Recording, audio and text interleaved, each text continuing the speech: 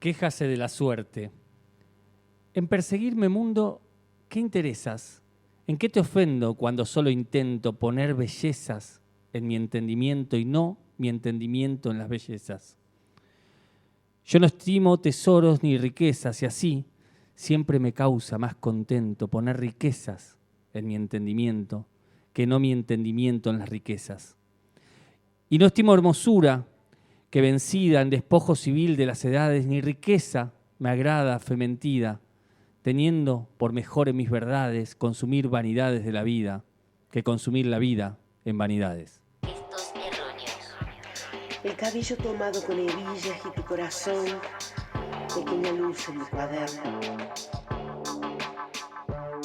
Ay, guacho, cómo tira este corazón. Me gustan los perros. La página en blanco es un desierto ardiente y peligroso. ¿Cómo soportan la vida? Gestos Lo siento, madre. Me confundí, me compliqué. Pienso que las cucharas quizás se hicieron reme. erróneos. Gestos erróneos. Les damos la bienvenida a este capítulo número 120 de Gestos Erróneos acá por Radio Magma. Hoy nos están viendo, nos están mirando por camaritas. Antes de comenzar voy a darle la bienvenida a quienes llevan adelante este programa en la operación técnica, selección musical y hoy en el manejo de cámaras y de todo lo que tiene que ver con audiovisual, el querido Gabriel César. Hola Gaby, ¿cómo estás? Ahí está su característico gesto silencioso. Y acá a mi izquierda, quien acaba de leer un poema y del que vamos a charlar en un momento, el querido Facundo Di Paula. Hola Dipa, ¿cómo estás? Muy buenos días para todos, todas, todes en este maravilloso universo que en algún momento va a desvanecerse, por supuesto. Va a terminar para siempre. En algún momento debería terminar. Sí. ¿Y quién hizo esta presentación? El querido Palito Ledesma. ¿Cómo estás, Palito? Bien, muy bien. Hoy ¿Qué de tu vida? Bien, contento. Hoy un poco más nervioso porque las cámaras a mí me ponen un poco nervioso. Así ¿sí? que sí. Yo ya les guiñé el ojo, todo. Bien. El ojo. Ahí está. No, y me cuesta mirar a la cámara, me olvido y todo eso. Bien. Pero no venimos a hablar de mis miedos a las cámaras, sino que a preguntarte qué leíste y por qué, Dipa. Bueno, leí un poema de Sor Juana Inés de la Cruz, poeta... ¿Fue invitada? ¿Sor Juana fue invitada? No, fue invitada. lo venimos charlando hace años, de segunda temporada. Más o menos. Sor Juana Inés de la Cruz es una poeta que se hizo monja para introducirse en el mundo de las letras allá por el siglo XVII. Por eso el poema tiene esa complejidad, pero en realidad esa complejidad en el habla y en la lectura también. Pero en realidad es como un poema que intenta pensar por qué el mundo se obstina en entender la belleza y no en ponerle belleza a la razón, al entendimiento. Claro. O por qué el mundo se obstina en tratar de generar riqueza, sino en darle riqueza a nuestra belleza, a nuestro entendimiento, etc. ¿Y por qué lo elegiste? Y lo traigo a colación de que pasan muchas cosas en el mundo casi todas las veces. Y bueno, una de las cosas que a mí me conmovió fue la muerte del Papa. Mirá. Me conmovió porque para mí el Papa me pasó algo muy cercano a lo que me pasó con Néstor. Mirá. Primero era como, la verdad que no te voy a bancar. No te voy a bancar. Y finalmente dije, che, viene el Papa, mirá el discurso del Papa, mirá este discurso del Papa, mirá este discurso del Papa, y ahora me parece, la verdad que me entristeció, porque digo, hay en un mundo donde se generan discursos de todo el tiempo, discursos de derecha, alguien que tome la palabra desde un lugar de empatía, de amor, de igualdad social, de construir un mundo más equitativo, más igualitario, y de construir desde la humildad y desde la belleza, me parece que hay que resaltarlo, digamos. Y me parece que el Papa vino a entregarle al catolicismo algo que había perdido también hace mucho tiempo, digamos. Entonces todos estábamos enemistados con el catolicismo, como en su momento estábamos enemistados con el peronismo, por ejemplo, con lo de Néstor, por el menemismo y por Duhalde, digamos. Sí, Entonces, Digo, bueno, yo no, este viene del peronismo, andá, ¿viste? Y después digo, mirá Néstor. Mirá, Sí. bajó el cuadro de Videla el chabón, pará, atendamos, ¿viste? Como esas cositas. Entonces ahí me parece que pasó algo con este Papa que me parece muy interesante. Y un poco me parece que Sor Juana Inés de la Cruz, el Papa, digo, gente de la que uno no esperaría demasiado y construyen otros discursos alternativos a los que esperamos, me parece que es necesaria. Es como una jugada maradoniana para mí. Es decir, Sí, hoy- entro acá y cambio. Sí, Gaby decía hoy lo mismo, ¿no? La idea de llegar a un espacio de poder o de donde tu voz se escucha un montón y no perder mucho de lo que habías construido antes de llegar a ese espacio, ¿no? Exacto. Que es también muy, muy maradoniano. También hay que, digo, no sé si caímos en la dimensión de que un argentino ocupó ese espacio en una de las instituciones más importantes de la historia de la humanidad y por un tiempito el chabón fue el que coordinó, manejó ese espacio, digamos. No sé si nos cayó la ficha, más allá después de cualquiera de las diferencias que podamos tener con la institución iglesia, con un montón de cosas que son de público conocimiento y si no las podemos discutir. Pero a mí me pasó algo muy particular. A mí no es que me haya entristecido ni nada, pero bueno, presté atención porque también era un momento histórico. ¿Viste? Hoy veía gente en redes diciendo todavía siguen hablando del Papa y era como, bueno, dale, loco. Como es más allá de tu odio, ¿no? a la institución iglesia, es un acontecimiento Sí, histórico. y mucha gente de derecha también lo odiaba por lo que decía, Total. digamos. Y después me parece también que es muy loco que aparezca Diego, porque yo me acuerdo que cuando falleció Diego, una de las cosas que peor me ponían era la gente que venía, se acercaba, bueno, en las redes o en la calle o donde sea, y te decían, no puedo creer que esté llorando este tipo. Y yo me ponía a pensar en que yo podía ser el tipo que entraba a un lugar y decía, ¿cómo está llorando el Papa? Y la gente está triste, loco. Yo Dejá lloré que- con claro, la muerte del Papa, sí. Y deja que la gente esté triste, habite la tristeza como pueda. Digo, eso también es humano, digamos. Dejar que las personas lloren a quien tienen que llorar y como lo tengan que llorar. Y dejarlo en paz, dejar en paz a la gente llorar y estar triste, ¿no? Como, bueno, tengo que venir y poner en cuestión tu tristeza, ¿no? Como, está mal por quien está llorando. Bueno, qué sé yo, déjalo que llore, que esté triste, que habite en eso. Me parece que es humano, ¿no? Saber que otra persona está sufriendo. Sí, total. Y una de las cosas que pensaba, siempre me acuerdo de una frase que está en un libro de Dostoyevski que se llama El idiota, y que dice, el chabón construye una idea de un personaje ateo y agnóstico al palo, viste, muy, muy extremista, también en su ateísmo y en su agnosticismo, y dice, igual, dice ese personaje, dice, envidio mucho esa luz que tiene la gente que cree en algo, ¿no? Y para mí hay algo también ahí de decir, bueno, qué bien que haya gente que pueda construir en creer en algo como una posición de estar en el mundo, digamos. Porque nosotros también creemos en un montón de cosas. Creemos en que este mundo tiene que ser mejor y si no yo no podría estar acá, digamos. Y construimos desde ese lugar de decir, bueno, loco, queremos un mundo mejor, queremos un mundo con más equidad, cosas muy cercanas a la del Papa y por eso a mí me parece que ahí es donde cala la tristeza, digamos. En un tipo que realmente creía en construir un mundo mejor. Sí, total. Y es un tipo que creía en el humor y de los que vamos a hablar durante Sí. este programa. Así que si alguien quiere Era gracioso el comunicarse, Papa. sí, si alguien se quiere comunicar, decir algo sobre lo que estamos charlando o sobre lo que vamos a charlar en el próximo bloque con el invitado que ya está acá en el estudio y en un ratito vamos a charlar, nos pueden escribir a nuestro Instagram, que es Gestos Erróneos.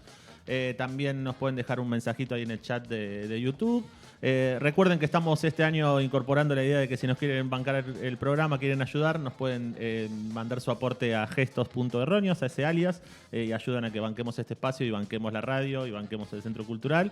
Así que si quieren aportar, ahí les estaremos esperando esos aportes. Y recuerden que hay otra manera de comunicarse con nosotros, que es a través de una carta. Sí, una carta donde vos podés depositar toda la esperanza que tenés en el mundo, esa poquita o esa mucha esperanza que tenés en que este mundo va a cambiar, en que este mundo va a ser un mundo mejor, en que tenemos que seguir luchando por un mundo que sea más humano, ponelo en esa carta, porque la carta te va a transformar, te va a permitir humanizar nuevamente tu cuerpo y el cuerpo de los otros como un cuerpo que se une en una congregación social que nos hace mejores. Dale, Dipa. Hagan esa carta, pónganla en un sobre, mándenla a Irigoyen 882 al programa Radial Gestos Erróneos. Y bueno, esperaremos esas cartas. Sobre la palma de mi lengua llevo el himno de mi corazón. Gestos Erróneos, un programa radial. Eso.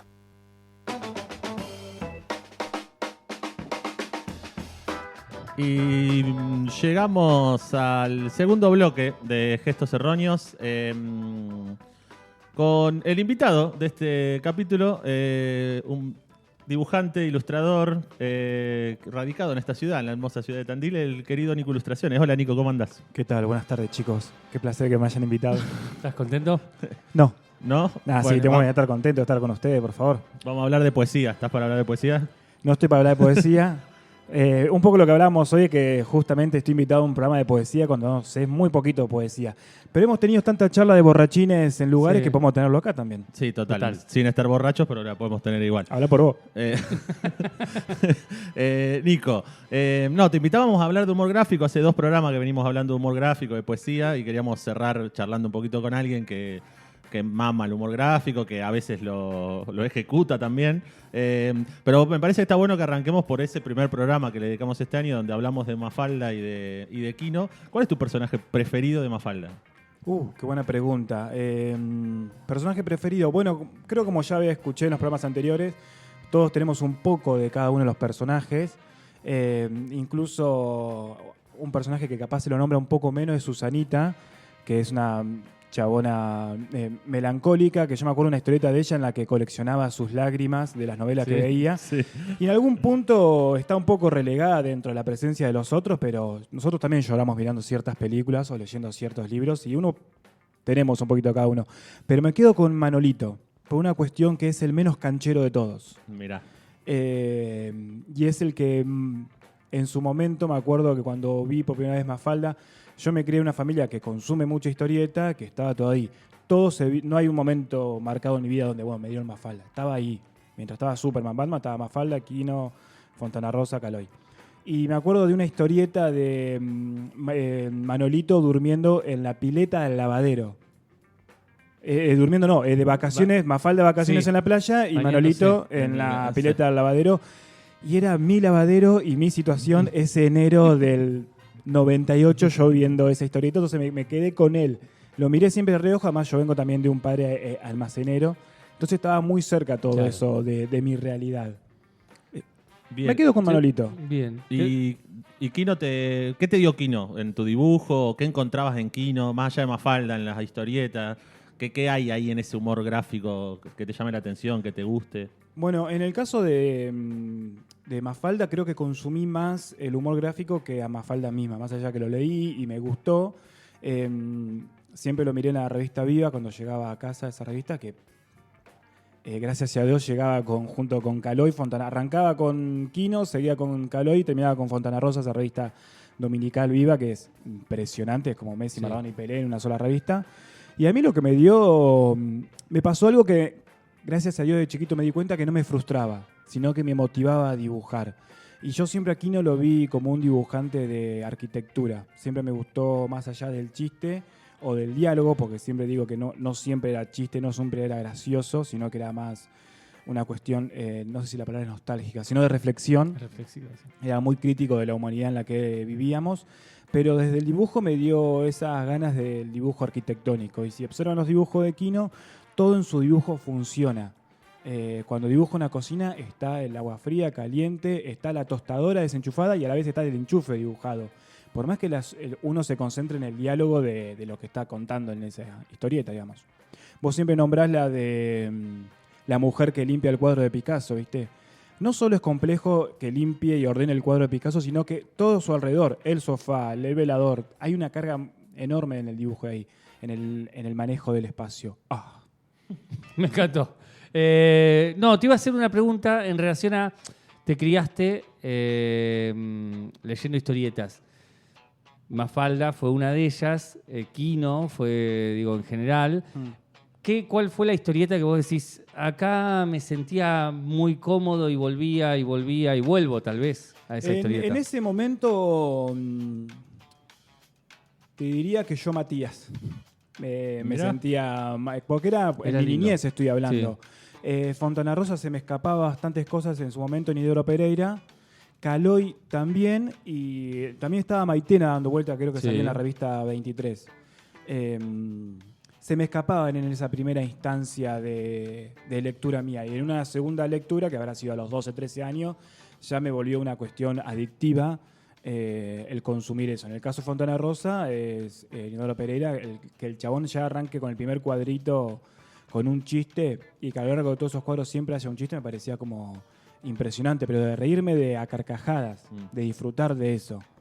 Que en una segunda es como volver a ver video de bloopers, no sé, pero es como que en una segunda lectura te volvés a reír, y eso es muy difícil de hacer. Y hoy que estábamos hablando un poco esto ustedes de poesía y eso, yo no he consumido tanto poesía, lo único que he consumido es palito en poesía. Un bajo. O sea, arranqué muy abajo. Lo mal y bueno, me pasaba que con Caloi veía como intenciones poéticas sin yo saber tanto de poesía, digamos, en el tratado de su color, de sus personajes nostálgicos y de su cantidad de palabras que había, que tampoco había un remate en sus chistes. Había una ironía en el final, digamos. Pero en lo estético yo encontraba como una poesía que no estaba en lo caricaturesco de Fontana Rosa o en el dibujo arquitectónico de Quino. Y hay una...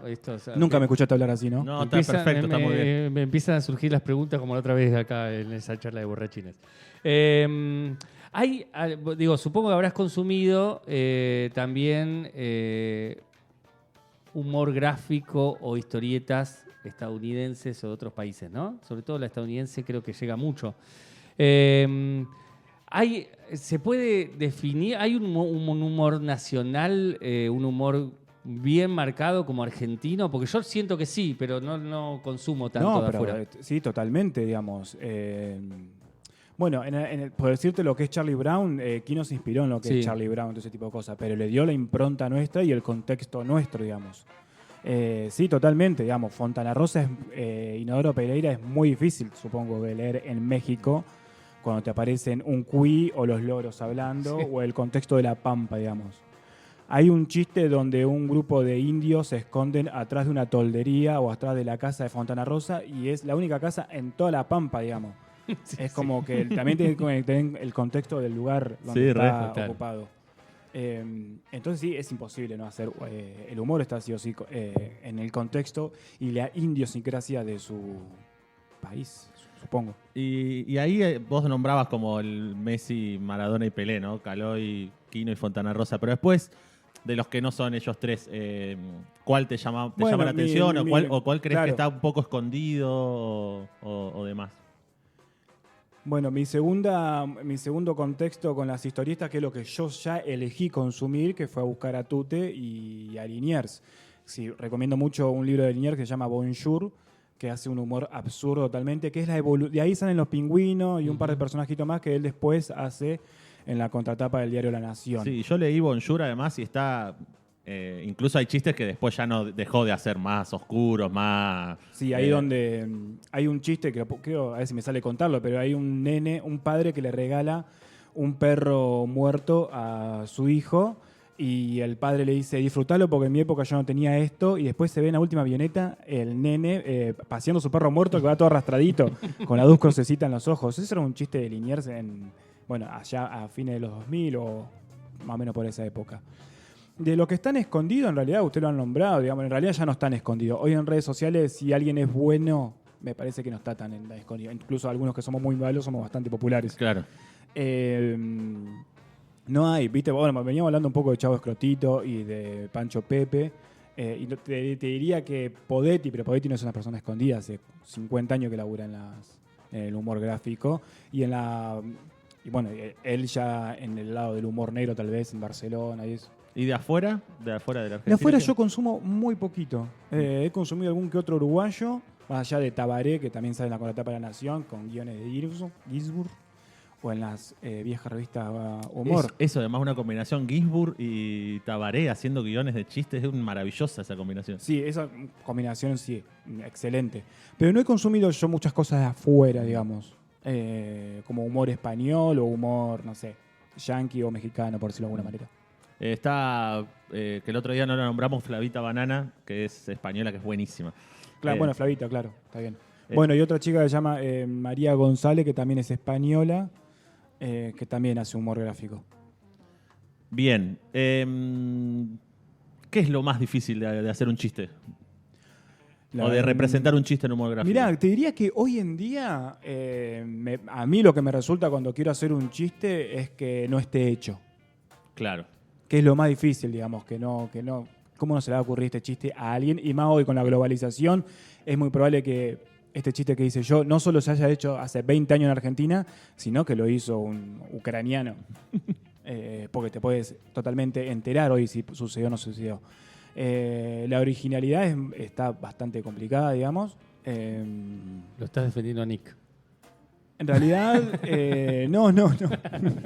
Podría ser, ojo. Pero me parece, pero pasa que lo que intento hacer yo, por eso no hago tanto humor gráfico, es buscarlo, digamos. Claro. El asunto es buscarlo. Y después el humor gráfico son influencias, digamos. Todos tenemos influencia de todo.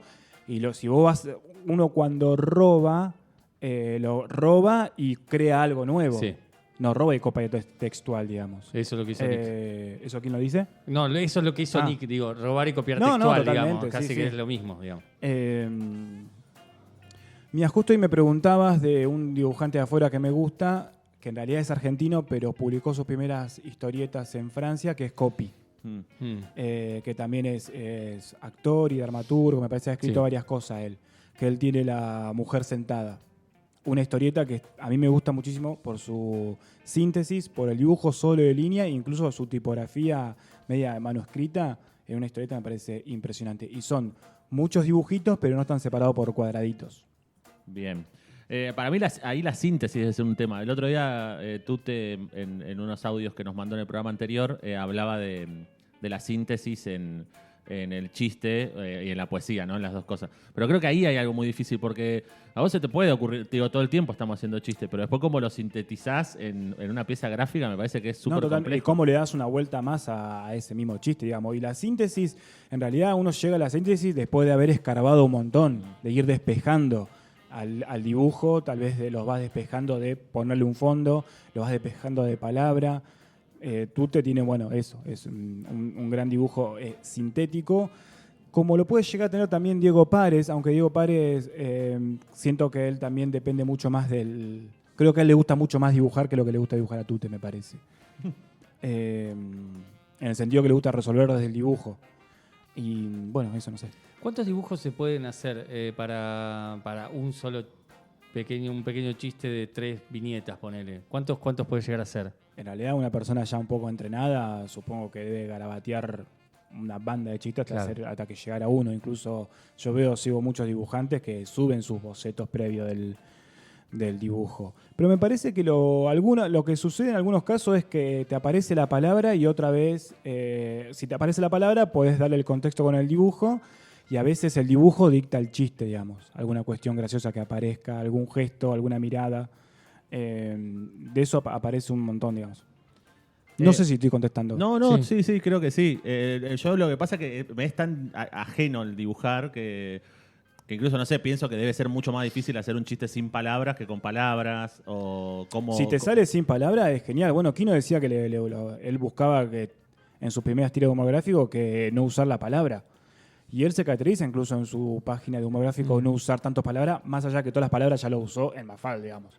Manejaba los dos mundos, digamos. ¿Y cómo te llevas cuando querés hacer un chiste con el contexto, ¿no? Con todo lo que pasa, que hay como una agenda que se actualiza todo el tiempo, jugás con esa agenda, te preferís hacer chistes que duren más tiempo, ¿cómo laburás eso? Preferiría hacer chistes que duren con el paso del tiempo, sobre todo que hoy todas esas noticias mueren muy rápido, digamos. Enseguida es tapada por otra noticia, por la cuestión de que suceden cosas y que necesitamos consumir, digamos. No entrar en esa vorágine me parece una decisión que cuida un poco al dibujo y a uno mismo, de no estar todo el tiempo haciendo un chiste sobre lo que se está hablando. Pero el contexto influye un montón y también influye como para correrte de ahí, para alejarte de ciertos lugares. Sobre todo que vivimos un contexto de memes. Primero llega el meme y después llega la noticia, digamos. Yo me entero primero de todo por un meme.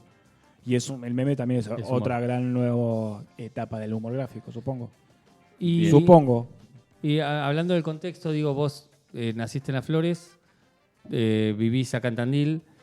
¿Hay algo de lo territorial, que supongo que de alguna manera te influirá. De hecho, bueno, vos tenés mucho juego de chistes o de bocetos de chistes con tus amigos, etcétera. Pero a su vez, las redes sociales te llevan a tener que universalizar todo el tiempo, porque si te quedás en el territorio hay algo que tal vez no funcionaría. ¿Cómo es eso? ¿Hay algo de lo territorial que influye en tu humor o no? No, mi humor es 100% territorial, digamos. Solamente se puede llegar a magnificar. ¿Cómo sería la Sí, palabra? está bien, Sí. magnificar, ¿Sí? ¿En está serio? bien, sí. ¿O universalizar? o- Estoy reinfluenciado por poetas como ustedes. Puede llegar a expandirse un poco cuando tratás un tema que es medio universal. O medio de lo que se está hablando en este momento. Si yo hago un chiste sobre una serie de Netflix, y va a pegar en más lados. Me pasó cuando hice un chiste sobre la película Viven, la sociedad del desierto, ese La tipo de cosas. Sociedad de la Nieve. La sociedad de la Sí. nieve, perdón. Sí, creció un poco más porque es una serie en un contexto que sale en toda Latinoamérica, digamos. Pero en mi jerga de chistes sucede acá. Sucede sí o sí acá. Incluso lo que más me dicen es que algunas palabras no las entienden, digamos. Ah, ¿Qué mirá. quiero decir con esto? ¿Qué significa chabón? ¿Qué significa, no sé, Claro. alguna cosa que utilizamos nosotros en la palabra? Y el humor y la Perdón, sobre todo porque yo me quiero identificar con ciertas personas. Yo no me quiero identificar con todo el mundo, digamos. O que todo el mundo me entienda, digamos. Eso. Y sí, yo puedo contar una anécdota. Por favor. Que, ¿La que estoy desnudo? que alguna vez nos has mostrado que por ahí subís una ilustración o un chiste y está protagonizado por un varón y hay mucha gente que le escribe y a ver si puede hacer la versión donde el protagonista es una mujer, ¿no? Como también ahí lo literal, que hablábamos también recién en el corte, la idea de que todo tiene que ser, es literal, lo tengo que leer directamente, entonces si está protagonizado por un varón no me hace gracia o no me identifico. Me parece que también ahí hay una cuestión sobre la identificación con las ilustraciones. Pero te iba a preguntar también respecto a todo esto, ¿qué pasa con el humor y la política, ¿no? Nada, con todo lo político que nos está pasando, ¿qué te pasa a vos con eso? Si lográs sacar algo de lo que te pasa por ahí. Si sentís algo logro sacar, digamos, sobre todo porque hay mucho material para sacar. Más allá que, te repito, hay otros memes y otras personas también haciendo humor gráfico o humor con eso, con las cuestiones políticas. Entonces, vuelvo de vuelta a lo que decía, es difícil ser original porque hay mucha cantidad de cosas haciéndose y mucha muy buena. Es muy difícil ser humorista, hoy hablamos de Nick, pero en realidad es muy difícil ser humorista gráfico en Argentina porque son todos muy buenos. Sí. Y es muy difícil estar con la contratapa de un diario porque hay poco el espacio y a la vez hay 10.000 personas antes que yo para ocupar ese lugar, digamos. El nivel de Argentina es muy grande. ¿Y sentís que eso está subestimado, el nivel del humor gráfico en Argentina?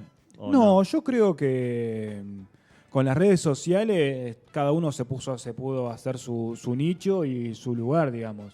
Hay buenos y malos, como en cualquier cosa que haga uno, digamos. Yo creo que está en un gran lugar, digamos. Lo que pasa es que estamos en un país tercermundista, bla, bla, bla, bla, donde es difícil tener un espacio donde alguien te pague un sueldo por hacer chistes, digamos, como le sucede a alguno, digamos. Ojalá uno llegara a eso. Y. Se me fue que te iba a preguntar. También tu universo o parte de lo que mostrás, lo mostrás por redes sociales y hay una hostilidad también, por ejemplo, con algunos chistes, el chiste sobre política o diferentes chistes que tengan que ver con eso. ¿Cómo te llevas con eso? Si hay veces que decís, che, no voy a hacer este chiste porque... Y a veces digo que no lo voy a hacer, después lo termino adaptando lo tiro. Es esto, digamos. En realidad lo que sucede con eso, que a veces el nivel de agresión es tan grande que te baja el estado de ánimo al piso, digamos. Y lo que me pasa es que en realidad me sorprende que no se lo tomen como un chiste. Digamos, que no se rían de eso y que estén defendiendo a seres nefastos a veces. Eso es muy loco, digamos. Pero bueno, hoy el aplauso y el odio están ahí al pie, digamos, en todo momento. Yo sigo preguntando, vos tenés algo para decir. Metele. ¿Qué te hace reír? ¿Qué me hace reír? Más allá de quiénes te hacen reír, ¿qué te hace reír? Bueno, a mí me hace reír mucho. Yo soy medio fan de las palabras ingeniosas, digamos. Que es un poco lo que veo también. Pancho Pepe me hace reír de eso, digamos. Que es ingenioso en lo que dice. Después en realidad lo que a mí me pasa, creo que tiene que ver con una cuestión. Me gusta como examinar el dibujo o el chiste y pensar cómo se le ocurrió, cómo llegó hasta ahí. Esos placeres los disfruto. Sin el perjuicio sin ningún tipo de perjuicio, digamos. Me gusta como es indagar en cómo construyó ese chiste. Eso me genera placer. Pero después en la risa yo soy un buen espectador, pero soy un buen espectador silencioso. En una obra de teatro puedo llegar a ver Luthier y no me ves reírme, pero por dentro me estoy riendo mucho. Y soy muy consumidor de volver a consumir lo mismo, digamos. Soy de volver a ver. A veces estoy en la página de algún dibujante y vuelvo a ver sus viejos dibujos, pero porque me genera placer. Y el humor en la vida cotidiana, digo, esta cosa que sucede socialmente todo y el lo tiempo. que dice un chiste. poco Dolina, ¿viste? Poner una cosa donde no va, digamos. Desde lo más absurdo. Me río de lo más absurdo y me río también de alguien que se tropieza en la calle. Sí. Sí. No hay una solemnidad en el chiste, digamos. Te puedo consumir Midachi como también te puedo consumir Lelutier, digamos. Soy bastante propenso a eso. Y eso, digo, ese humor de la vida cotidiana, ese humor que circula, ¿vos lo tomás para trasladar al chiste? Hay algo que dice Cartoon que es todo el tiempo agarramos de la basura, digamos, de esto de que sucede. Y él dice, para escribir dramaturgia agarramos de eso que para cualquiera es algo que está sucediendo ahí. Sí, además lo podés llevar para el lado de la comedia o el lado del drama, digamos. La vida es un suceso de fracasos. Nosotros nos reímos mucho del fracaso con él. Y yo lo sobrevivo porque tengo eso. Sobrevivo porque lo que puedo llevarlo, transformarlo en drama, lo transformo en humor. Y con eso sigo viviendo. Bien. ¿Crees que para vos el humor tiene un límite? Eso es una gran pregunta, querido Darío, y es una pregunta cuya respuesta te puede poner en aprietos. Te diría que no. ¿O cuál es tu límite, por lo menos? Yo sí cuáles son. Creo que no tiene humor. El humor no tiene límite, pero yo sé que tengo mis límites para algunas cosas. Sobre todo si sé que no estoy haciendo reír. A mí no me gusta mucho la cuestión agresiva, digamos. Bueno, voy a reírme de esto porque es lo que se está hablando y voy a ser hiriente con lo que digo. No, quiero construir un chiste, digamos. Transformar esa desgracia no en un drama, sino en una risa. En lo efímero de este mundo. ¿Les pasó? Le pregunto a los dos, no solo para Nico, así lo abrimos.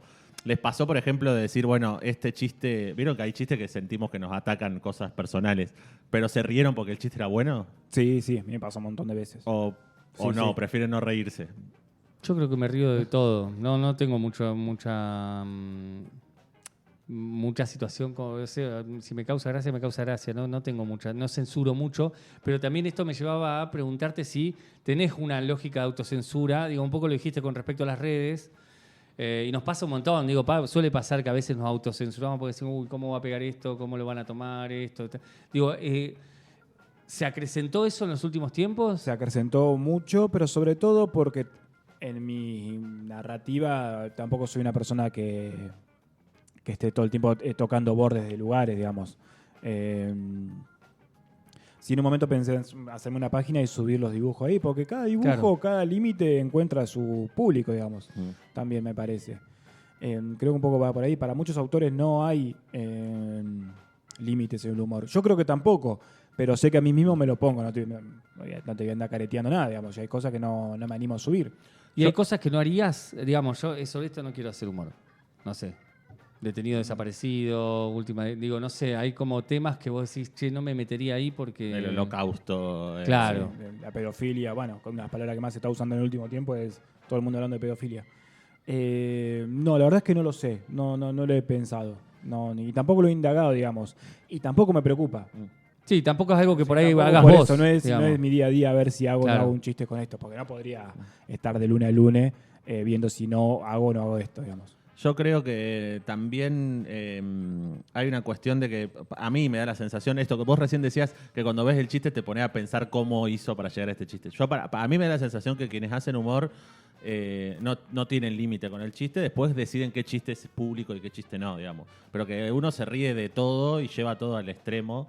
Y después me da la sensación que cuando el chiste es malo, es malo. Digamos, a mí me pasa con Nick, ¿no? Uno podría decir que Nick está... en las antípodas de nuestra visión del mundo, ¿no? Y hace chistes y no me hace reír, pero porque el chiste es malo, porque si el chiste fuera bueno, creo que me reiría, creo que me haría gracia, pero me da la sensación que ahí también hay una cuestión de si el chiste es bueno o no, si te hace reír o no. Pero sí creo que uno busca todos los límites para hacer chistes, después eso, qué es público y qué no. Yo creo que el humor cambia igual con la ideología, digamos. Yo siempre trato de pensarme, si yo fuera de derecha, ¿qué me pasaría con el humor? Digamos, tal vez la literalidad es más de la derecha, de decir, che, esto no se puede decir esto. Digo, y me parece que hay algo, yo trato de leerlo a Nick en clave derecha, y yo creo que se ríen de esa lo mismo que, digo, Milei diciendo Lali Depósito. Digo, a mí no me causa gracia, me parece una tontería, digo, pero me imagino que hay alguien que se lo debe festejar a eso. Pero lo que digo es que para mí no es buen chiste. No, es malísimo. Eso digo, el chiste no es bueno, no es bueno el chiste. Pero para mí, la gente que de derecha lo debe festejar y debe decir, qué gracioso. No sé vos qué pensás, digamos, si hay algo. No sé si festeja desde lo gracioso o desde el odio. O Te del odio odio. tanto que cualquier cosa que digan de vos hiriente lo voy a festejar. Yo tengo esa duda, digamos. Es verdad. No sé si es por lo mismo que decir cucas o negros o esto, lo otro, polentero. En realidad no creo que te le estés riendo, sino como te odio tanto que tomo eso como bandera. Sí, digamos. se Me utiliza parece. el humor como máscara, decís, digamos. El humor es una máscara para manifestar un odio de clase o de lo que sea, digamos. Me parece, capaz que no. Hay que preguntarlo a nuestras tías. Es buena la reflexión. ¿Por qué las tías? Porque las tías son las que festejan eso.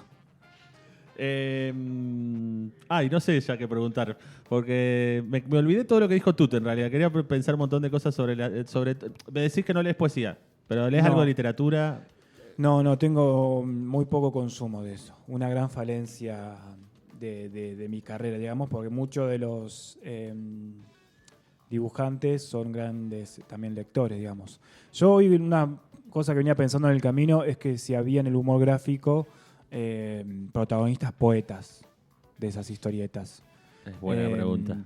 A veces podría llegar a decirte que algunos personajes de Tute podrían llegar a ser poetas. Algunos Rubénes podrían ser de profesión poetas. Sobre todo aquellos personajes que son nostálgicos, que tienen, por decirte, un fondo azul, una línea suave, que salgan alguna reflexión, me hacen pensar que en su realidad son poetas. Yo tengo el recuerdo de Maitena como escritora. Cierro esto, también estoy hablando de un autor que escribe, dibuja Claro. y consume poeta. No es que Tute es dibujante y albañil. Capaz también lo es. No sé. Bueno, pero Fontana Rosa tenía un vínculo con la literatura también. Quino no. Escribía cuentos. Caloi tampoco, me parece. Sí, pero bueno, también más allá de la literatura, Quino decía algo muy interesante y cuando hablamos de Mafalda también de esta lógica de la cámara. La cámara construye poesía, la imagen construye poesía. Más allá de la literatura, hay un vínculo cercano, aunque uno a veces no puede verlo, igual que con la política, digamos. Uno cuando hace algo está de alguna manera, yo pienso tus chistes de parejas, digamos, hay algo ahí que todo el tiempo se filtra, que tiene que ver con la circulación política que estamos viviendo hoy en día en las relaciones de pareja, en las relaciones de construcción de los roles del hombre y de la mujer, etcétera, digamos. Y el cine, ¿vos tenés un vínculo sí con el cine o con algún otro arte que vos digas, che, este arte sí me representa de alguna manera? Sí, no, en eso totalmente. En eso me paro desde un lugar del consumo igual. Sí. Cine, con el cine sin duda. Y con la historieta mucho en general, digamos. Hoy estamos hablando de humor gráfico, pero me gusta leer historieta. Es lo más cercano que estoy a leer un libro, digamos. Después mi conocimiento de literarios son totalmente por palito. Soy un buen oyente, eso es lo que tengo. Soy bueno escuchando, a veces. Y como hay un buen narrador, siempre los escucho. Así que te puedo hablar de Saramago sin haber leído Saramago, solo porque lo escuché a palito. Che, ¿y te acordás la primera vez que sentiste que un chiste tuyo había hecho reír a alguien? Sí, me acuerdo incluso un like que tuve en Facebook de Diego Párez. En Facebook. Sí, que es uno de mis ídolos. Que dije, sí, el chabón tiró esa manito, es porque el chiste estuvo bueno, digamos. Que fue como mi aprobación propia. Sentí que se rió. Sentí que se rió, sí. Después a vos te gusta mucho el que que pongo el objeto con la mente, digamos. Sí, ese chiste me parece maravilloso. Contalo como puedas. No, es un superhéroe que está con una chica y le dice tengo el poder de mover las cosas con la mente y después se pone en la mesa y se pone a mover la taza con la cabeza. La empuja con la cabeza. Es extraordinario el chiste. Me parece maravilloso. Una cosa que también me parece que sucede con el humor gráfico son, o por lo menos los que estamos en ciertos lugares, son muy pocos los goles que podemos meter. O sea, pateamos 10 veces y metemos uno, o sea, hacemos 10 dibujos y un chiste, bueno, digamos. Y eso es una realidad, digamos. También el contexto o la cantidad hacen a la obra en general, digamos. Y bueno, cualquier libro que agarres también de historietas, de quien sea, vas a encontrar 20 dibujos o 20 chistes más o menos y 5 buenos. Pero esos 5 buenos te hicieron el libro. Me parece a mí, todo lo que estoy diciendo es todo mi parecer. ¿Te acordás el momento en que dijiste, che, esto, o quiero hacer esto? Sí, eso fue con Bonjour de Liniers. Cuando lo leí me corrió tanto de ciertos lugares, su humor absurdo, que dije esto es magnífico. Pegó muchísimo en esos contextos del, por decirte, 2005, 8, 9, 10, lo que estaba haciendo él. La ternura, que yo también lo manejo, pero también el tipo abrió una posibilidad de que podías hacer lo que quiera dentro de la historieta, digamos. Bien. Bueno, Nico, si te queda algo para decirlo, vas a tener que decir en el próximo bloque, porque se nos terminó este. Así que anda pensando qué te queda, qué te falta decir, a quién le querés mandar saludos. Y bueno, nos vamos a ir de este bloque escuchando un temita y ahora volvemos.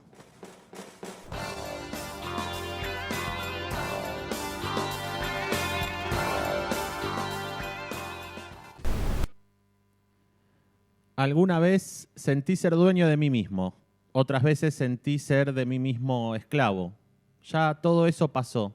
Dejé de aprisionarme. Aprendí la lección de no tomarme en serio.